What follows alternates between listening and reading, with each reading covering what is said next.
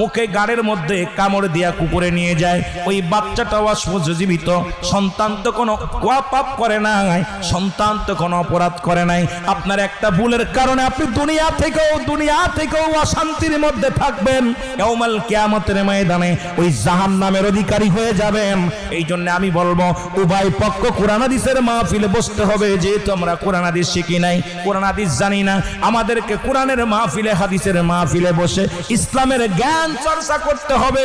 যে জ্ঞান চর্চা করলে দুনিয়ার মধ্যে হাজারো অন্যায় থেকে বাঁচতে পারবো, জিনা ব্যভিচার থেকে বাঁচতে পারবো, মূর্খতা থেকে বাঁচতে পারবো, রাসূলের প্রেম অন্তরে ধারণ করতে পারবো, আল্লাহর ভয় অন্তরে ধারণ করতে পারবো।